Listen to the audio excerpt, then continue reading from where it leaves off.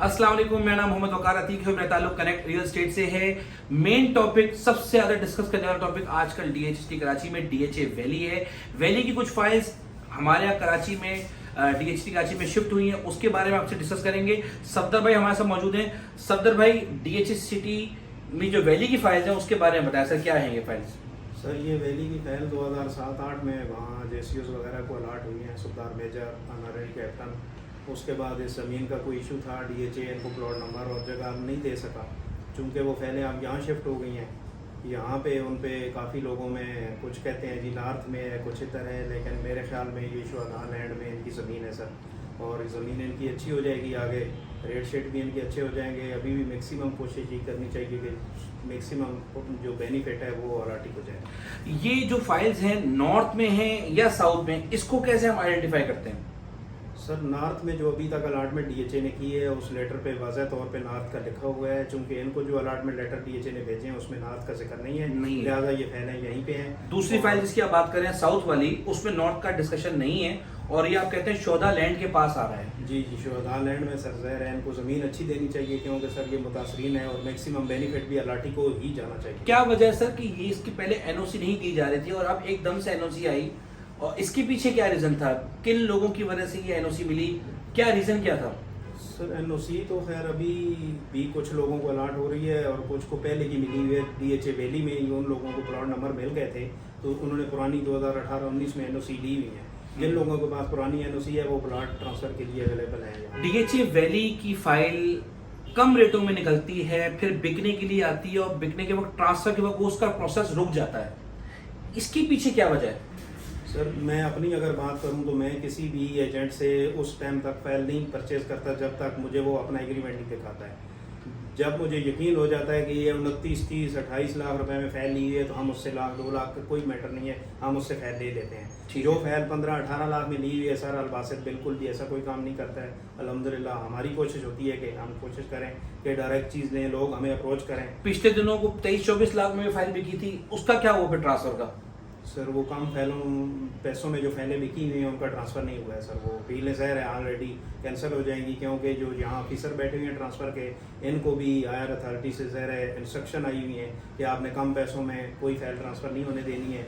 तो डीएचए की कोशिश करते हैं कि थोड़ा सा बेनिफिट जो है वो ज़्यादा बेनिफिट पूरे शोधाओं को वर्षा होगा। मतलब डीएचए की ट्रांसफर पे देखें, एक बंदा चाह रहा है बेचना और कम में बेचना चाह रहा है, डीएचए इन्वॉल्व होता है उसके अंदर, जो कि बहुत अच्छी बात है कि उसमें इन्वॉल्व होता है। कहता है भाई कम से कम 28-30 लाख रुपए इसका रेट है, अगर किसी ने कम में बेची हुई है, उसका एग्रीमेंट कम का हुआ है तो उससे बकायदा ट्रांसफर के बाद पूछा जाता है डीएचए वैली की फाइल के बारे में कि ये फाइल आपने कम में तो नहीं बेची, और अगर कम में बेची है तो वो उसको डिफरेंस बताया जाता है और पे ऑफ करने के लिए दिया जाता है, चाहे आगे कोई ब्रिगेडियर ही क्यों ना हो जाए, चाहे कर्नल जनरल ही क्यों ना हो जाए।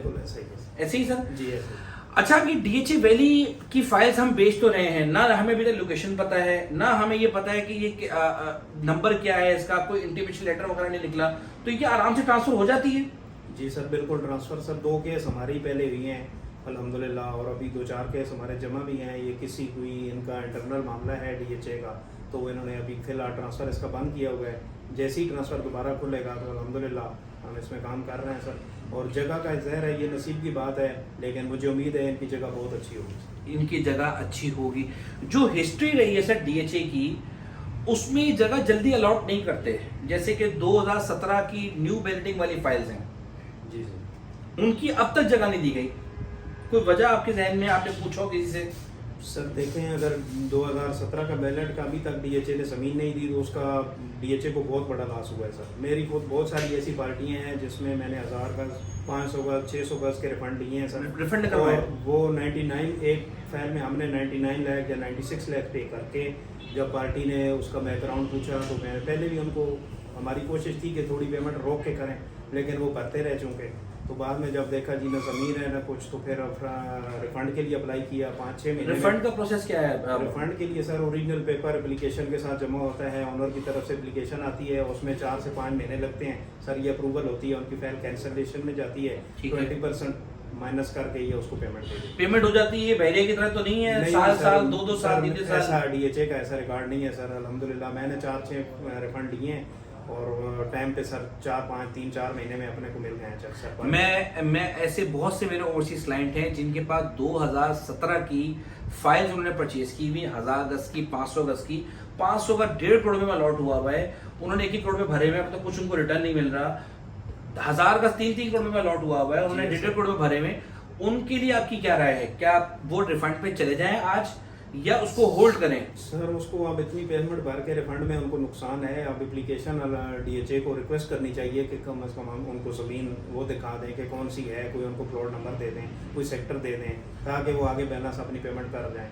क्योंकि इतनी अगर पेमेंट करके एक बंदा रिफंड लेता है सर, तो वो ज़ाहिर है डीएचए के लिए इसका बहुत बड़ा नुकसान है। नुकसान तो हुआ है ना सर, आगे देखिए नुकसान तो लोगों का हुआ है। खत्म होता है कि यार ये बैलेट करके फिर दोबारा से कोई लीड डालेंगे तो आप कहीं देंगे कि भी नहीं देंगे? हमारे बच्चों का रिस्क सर ज़ाहिर है, चूँकि शुरू से इधर ही है अल्हम्दुलिल्लाह डीएचए में अपना काम है, तो हमारी कोशिश होती है कि डीएचए कुछ ऐसा बेहतर ही करे कि जो बंदा यहाँ भरोसा कर रहा है वो ताकि आगे मजीद 4 लोगों को और लेके आए। अच्छा सफदर भाई, नई शुरुआत होने जा रही है डेवलपमेंट की डीएचए में। सेक्टर 11 में डेवलपमेंट करने जा रहा है, सेक्टर 13 के जो पीछे सेक्टर हैं 13F के और 13D के, उसमें डेवलपमेंट होने जा रही है। आपकी क्या राय है इसके बारे में? डीएचए इसके बारे में सोच भी रहा है, वर्किंग भी कर रहा है।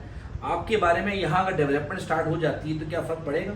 सर ज़रूर पड़ेगा इंशाल्लाह। और ये जब से थोड़ी सी ज़्यादा दिलचस्पी डीएचए ने ली है, अभी जो मैनेजमेंट है, काफ़ी विजिट एडमिनिस्ट्रेटर साहब भी तकरीबन हर हफ्ते वहाँ जा रहे हैं, और भी ऑफिसर और कमांडर साहब भी दिलचस्पी ले रहे हैं, तो ज़ाहिर है सर अभी फिर इनको आपके सामने ही है सर रेट। देखिए इनकी राय तो डेवलपमेंट के लिहाज से है ही है। डेवलपमेंट तो एक अपनी जगह बात है, होनी ही चाहिए, क्योंकि जब हम कंपेयर करते हैं भेड़ों से तो डेवलपमेंट वहाँ हुई भी होती है। आप जाके प्लॉट देख लेते हैं।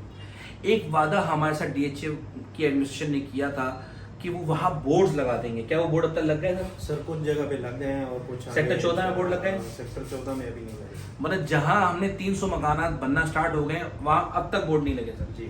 सेक्टर 7 में कंस्ट्रक्शन अलाउड है, 5 में अलाउड है, क्या वहाँ बोर्ड लग गया सर? वहाँ भी नहीं लगे। सेक्टर 13 में बोर्ड लग गया सर? नहीं सर नहीं। मतलब ये वादा अभी तक पूरा करने को तैयार नहीं है। हम लोग तो बमुश्किल पहुंच ही जाते हैं, लेकिन अगर पार्टी को हम अकेला भेजते हैं तो वो विजिट सर हमें भी मुश्किल होती है। मैंने भी पिछले दिनों रमजान में विजिट करने के लिए गया, मैं विजिट ही नहीं करा पा रहा। वो मुझे देख रहा है कि ये बंदा आता भी है कि नहीं यहाँ पे आता, टाइम ज़ाया होता है, टाइम वेस्ट होता है। तो खैर बहरहाल डेवलपमेंट अपनी जगह, स्ट्रेटेजिकल कुछ एक्शंस लेना, जो इन्होंने पिछले दिनों 300 टाउन हाउसेस की इजाजत दी, उसके बाद ये आगे कंटिन्यू नहीं हुए।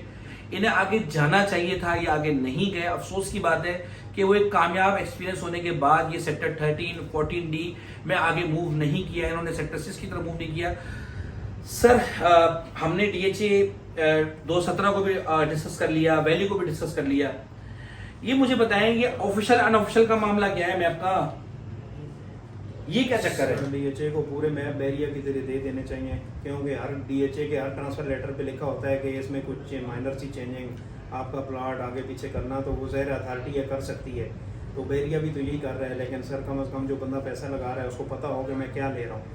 तो वो जब ऑफिशियल और अनऑफिशियल मैप का इशू आता है तो ज़ाहिर है सर वो फिर अच्छा, जो हिस्ट्री रही हो है, जाता है डिसीजन। हिस्ट्री जो रही है सफदर भाई अनऑफिशियल मैप की, जी। आपके लिहाज से कितना % मैप वही रहता है अनऑफिशियल का ऑफिशियल मैप के मुकाबले में?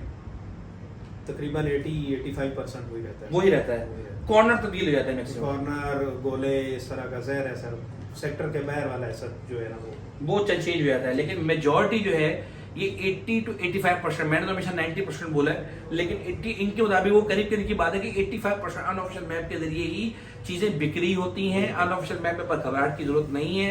अनऑफिशियल मैप के मुताबिक ही वहां डेवलपमेंट अभी होने भी जा रही है। सेक्टर 11 में, 8 में, 13 में, 6 में, यहाँ सारी डेवलपमेंट होने जा रही है। डीएचए सिटी एक अथॉरिटी है जी, इसका ट्रस्ट है, और अगर कोई बंदा यहाँ रिफंड के लिए जाता भी तो उसको पैसे भी मिलते हैं। डीएचए वैली की जो फाइल है सर, अब जो बंदे बेच रहे हैं, आपने एक बात की थी उन्होंने बेचना ही बेचना है, क्या वजह है जो आपने कहा था कि सर वो तो बेचेंगे ही बेचेंगे? सर वो वजह ये है कि 2007-8 से वो मुतासरीन है। ठीक है, पहले वो वहाँ देख रहे थे कि जी हमारा क्या होगा। हमारे बहुत सारे ऐसे हैं जो बेचारे इस दुनिया से चले गए हैं, उनके बच्चे हैं, कुछ शहीद हैं, उनकी बेवाएँ हैं, बच्चियाँ जवान हैं, घरों के मसाइल हैं। एक फैमिली से मेरी बात हुई है सर, वो 5-6 लोग एक घर में रह रहे हैं, और वो शहीद की फैमिली है। तो इस तरह के लोग बेचारे सर वो बहुत परेशान हैं। इनका ट्रांसफ़र में जो भी मुश्किलात हैं इसको फौरी हल करना चाहिए और कोशिश करनी चाहिए कि सर मैक्सिमम बेनिफिट जो है वो इनको पहुंचना चाहिए, वो फौजी को या उसकी फैमिली को कम से कम जाना 30 लाख तक तो जाना चाहिए। चाहिए। जी बिल्कुल बिल्कुल। और जो डीएचए नॉर्थ वाले उसका मैक्सिमम रेट आपके लिहाज से क्या होना चाहिए? सर उसका मैक्सिमम मेरे हिसाब से रेट 15 लाख रुपए ऑन होना चाहिए सर 5 मरले का, और 25-26 लाख रुपए होना चाहिए 8 मरले ऑन प्लस इंस्टॉलमेंट, क्योंकि अभी फिलहाल वहाँ बहुत टाइम लगेगा। सर ये मुझे व्यूअर्स को बताएं कि चलो लोग जो बेच रहे हैं वो तो अपनी मजबूरी में बेच रहे हैं ना, क्या हमें यहाँ फाइल मिले तो लेनी चाहिए? सर बिल्कुल लेनी चाहिए सर। आप और मैं अगर काम नहीं करेंगे तो दूसरे बंदे को हम कैसे दिलाएंगे? लेनी चाहिए फाइल, बेशक, बिल्कुल लेनी चाहिए। बाकी हमने कोशिश ये की है कि आप तक जो इनके सवालात थे उन तक लेके पहुंचे आपके पास, और कोशिश करें ज़्यादा से ज़्यादा आप तक जो इनके प्रॉब्लम्स हैं उनको डिस्कस किया जाए। कोई भी सवाल हो, डिस्कशन हो, कोई भी कमेंट बॉक्स में आप लोग बात कर सकते हैं। मेरी पूरी टीम का नंबर डिस्कशन मौजूद होगा। जज़ाकल्लाह खैर, थैंक यू।